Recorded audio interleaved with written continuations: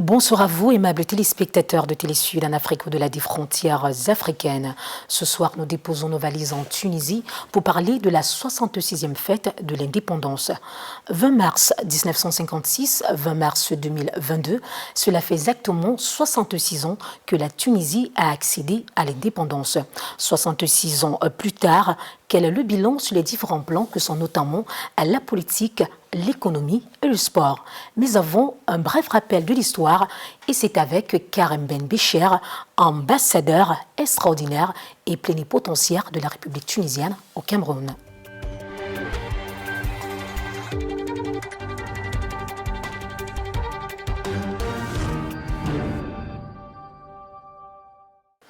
Bonsoir, Excellence. Bonsoir Marceline.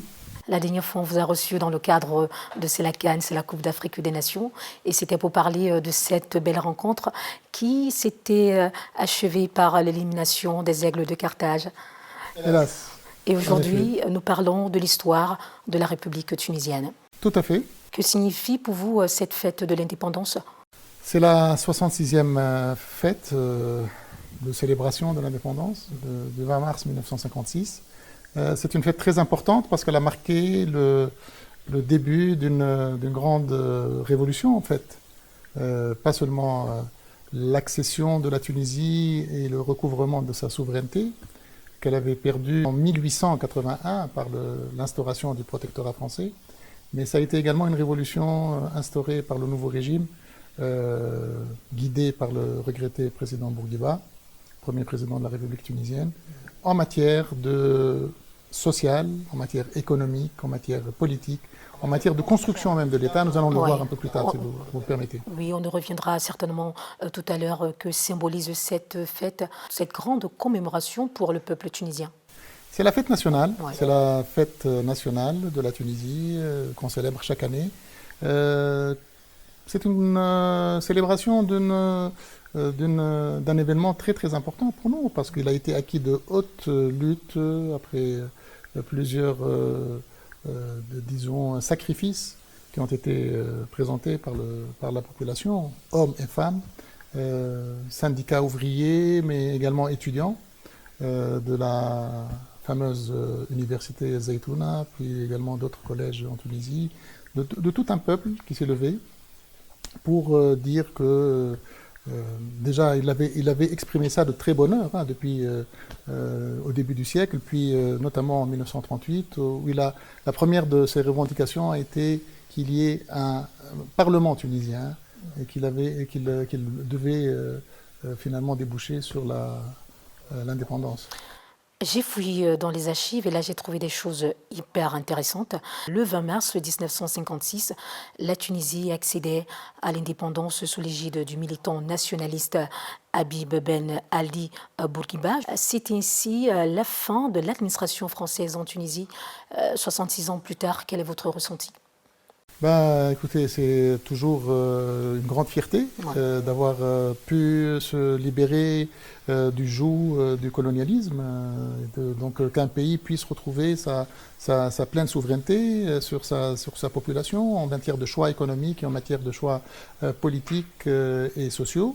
Et mon sentiment, c'est que des pas de géant ont été accomplis depuis 1956 en termes surtout de réforme de la société, de modernisation de la société, à travers notamment un point très important qui est la question de la femme en Tunisie, qui est une question centrale qui fait la spécificité de la Tunisie. On y reviendra certainement tout à l'heure avec ce mois de mars qui est dédié aux femmes. On se souvient qu'à l'époque, la Tunisie se dirigeait en monarchie.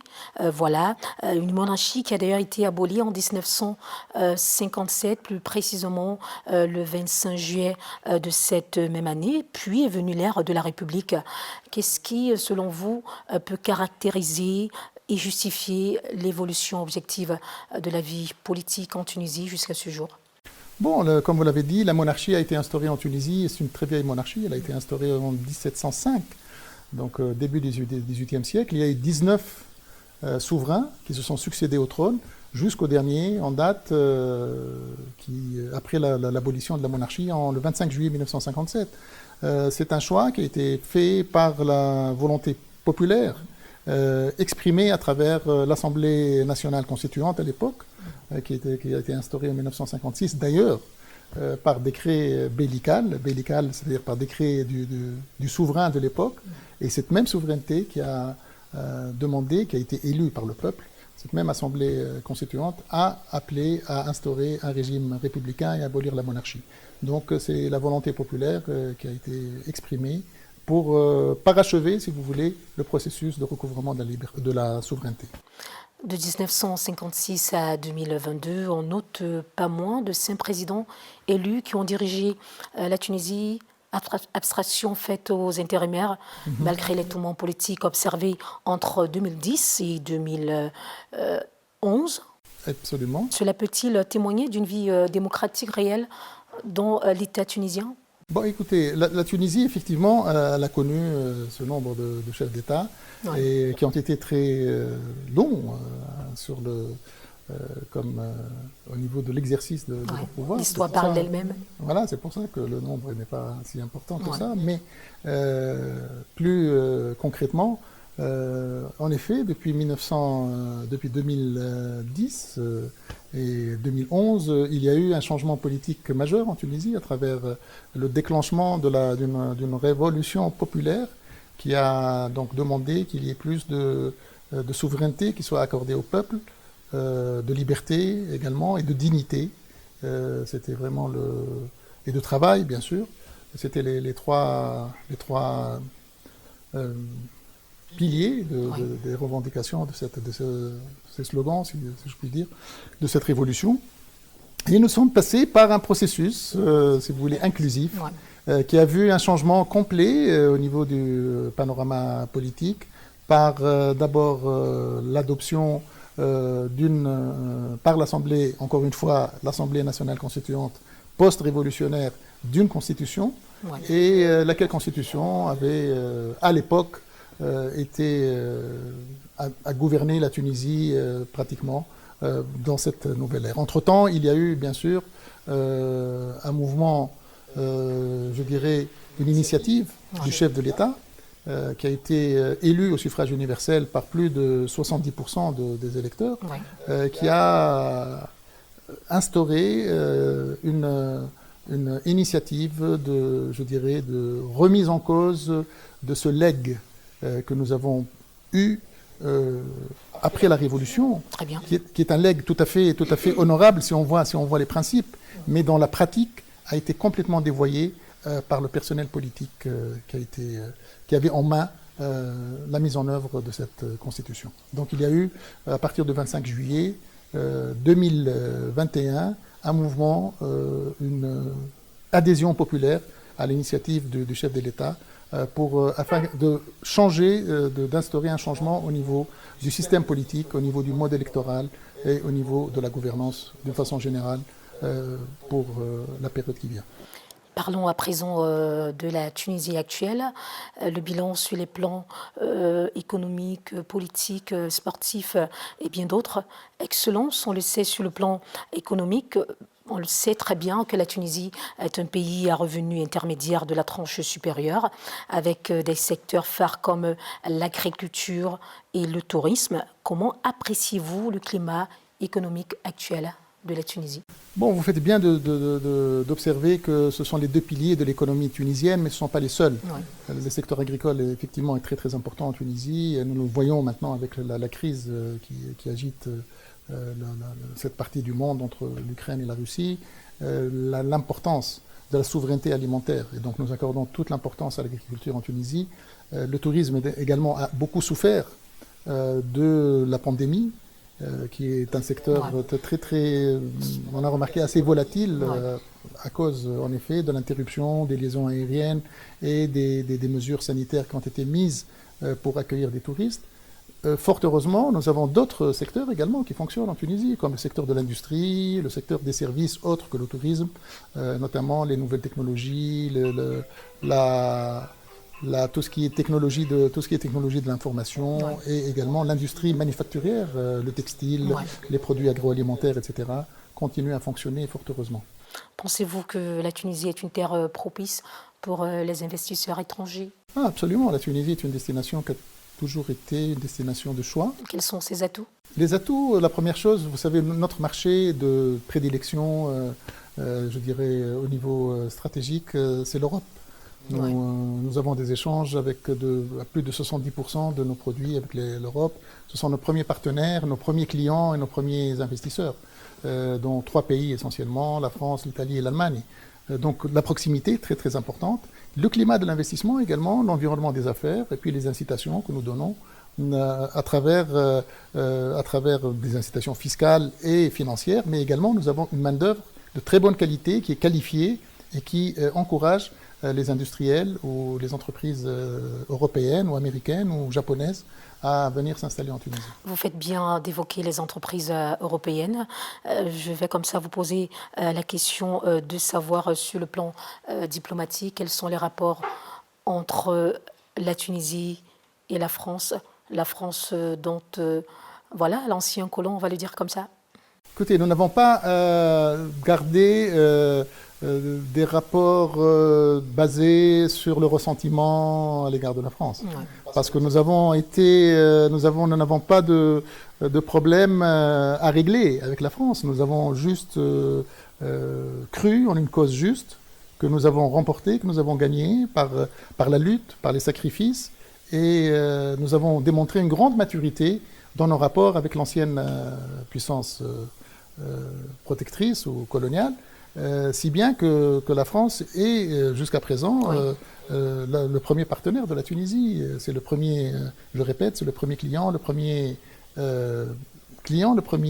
investisseur et le premier fournisseur également. Et nous avons des rapports au niveau, je dirais, diplomatique et politique très bons.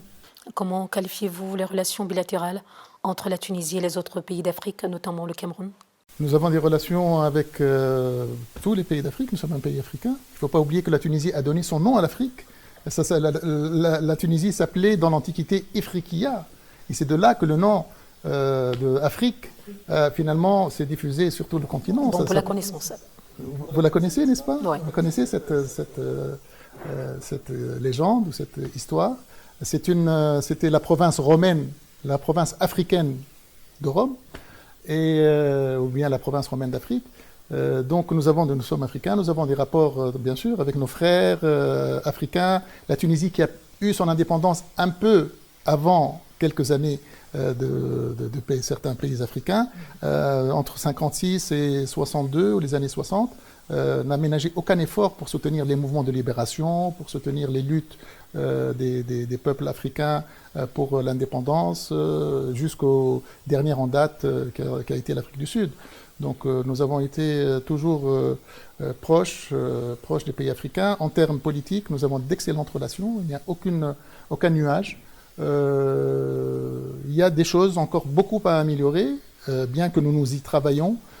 Au niveau économique, au niveau des échanges, mais avec l'adhésion maintenant de la Tunisie à beaucoup de communautés économiques régionales, et en plus avec la mise en œuvre imminente de la zone de libre-échange continentale africaine, je pense que les échanges entre la Tunisie et les pays africains seront beaucoup plus fluides et vont constituer, je pense, un vecteur de développement des investissements étrangers en Afrique pour certains pays qui n'ont pas accès au marché africain. Et donc ça va développer encore plus l'industrie, la transformation des produits que l'Afrique produit au niveau brut et qu'elle exporte au niveau de matières premières. Je pense qu'avec l'entrée en vigueur de la zone de libre-échange africaine, ça va inciter de plus en plus de pays africains à s'industrialiser. Oui. C'est ça, je pense, la politique même du Cameroun. Tout à fait. N'est-ce pas? Pour que les pays investisseurs asiatiques ou européens ou américains puissent s'installer en Afrique, créer de la valeur, créer des emplois et puissent transformer durablement les économies de notre continent. Pas de difficultés majeures enregistrées ou alors? Il n'y a pas de difficultés majeures. Bon, les difficultés, c'est que nous sommes encore maintenant, nous raisonnons en termes de pays à pays. Donc il y a des problèmes au niveau, par exemple, douanier. Oui. Ce qui fait que nos produits, parfois, ne sont plus compétitifs parce que les droits de douane sont très élevés. Mais à partir du moment où nous serons une seule zone, une union douanière, avec un tarif extérieur commun unique. Oui. Donc nous allons commercer entre nous comme si on était entre pays, entre Tunisiens. Mais en entre attendant, Camerounais. que fait la Tunisie pour résorber cela? En attendant, nous essayons de faire des accords Voilà. bilatéraux avec les pays sur un certain nombre de listes Très bien. de produits pour lesquels il faut abaisser le droit de douane pour qu'ils puissent accéder à ces marchés dans les deux sens. Ou bien nous adhérons à des zones de libre-échange comme la COMESA, pour l'Afrique de l'Est, Oui. ou la CEDEAO, etc. Mais nous sommes encore...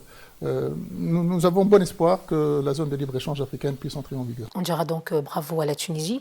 Et si on parlait de sport, de nombreuses représentations tunisiennes via le monde, qu'est-ce qui peut justifier ce succès?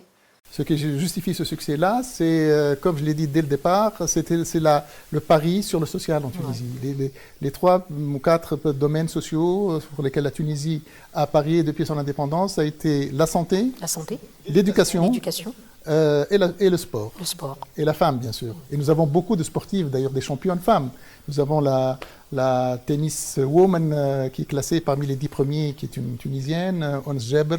Nous avons une championne plurimédaillée, médaille d'or mondiale, médaille d'or aux Jeux Olympiques, qui est une Tunisienne, qui est une athlète des 3000 mètres steeple, qui s'appelle Habiba Ghribi. Nous avons les équipes de sport collectif, il ne faut pas l'oublier. La Tunisie est championne d'Afrique de basketball, championne d'Afrique de volleyball, sortante et consécutive.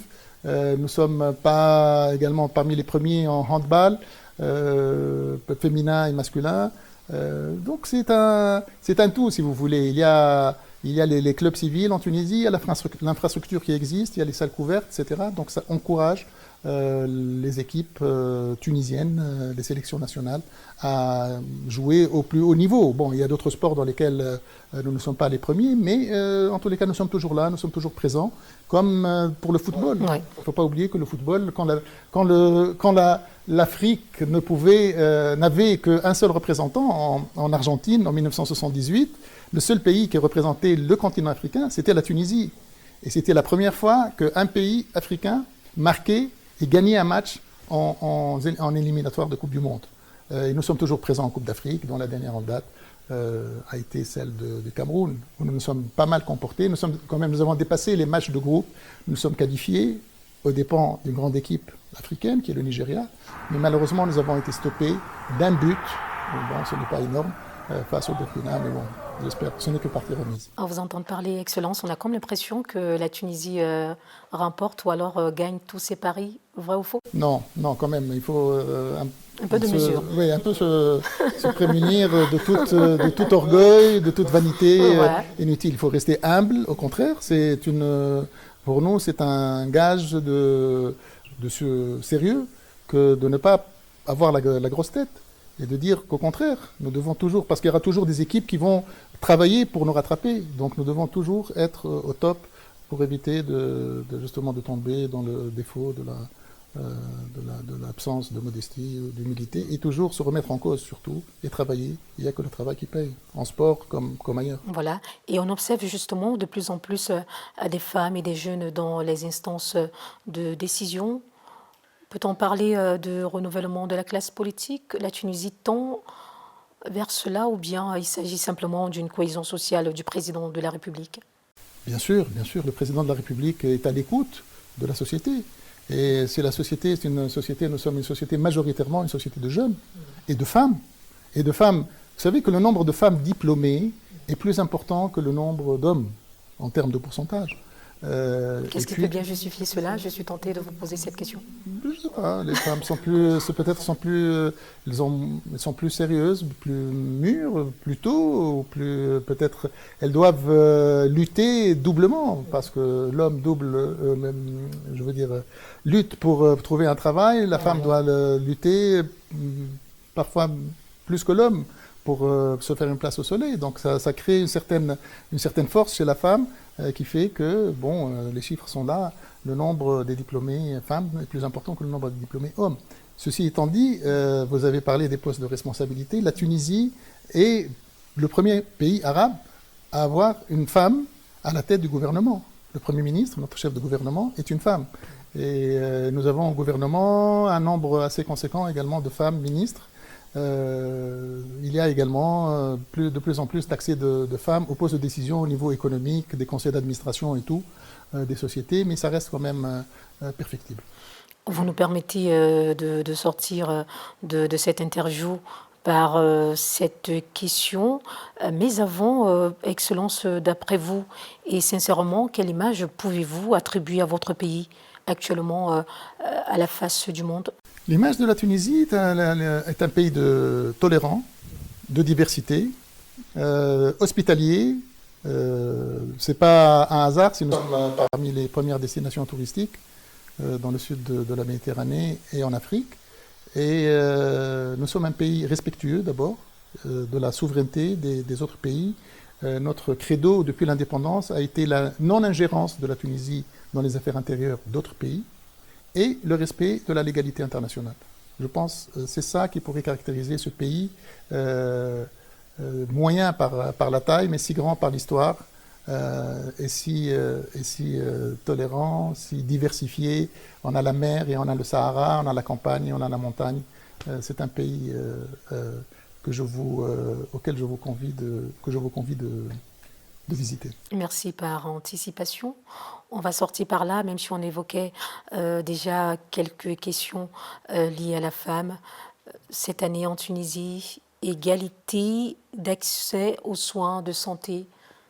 Pour quelle raison cette thématique? Parce que l'égalité de soins à la santé est le meilleur moyen d'empêcher la marginalisation et d'empêcher l'abandon d'une frange qui représente au moins 50% de la population. Donc il faut que la femme puisse accéder à la santé, surtout à la santé de la femme, je veux dire tout ce qui est santé reproductive et soins et dépistage des maladies féminines, etc. Et je dois dire que la Tunisie, à travers une politique instaurée de très bonne heure à l'indépendance, de planification familiale, a permis, par le couplage de cette politique de planning familial, aux femmes d'accéder également aux autres spécialités hospitalières, autres que celles de la santé reproductive ou de la contraception, par exemple.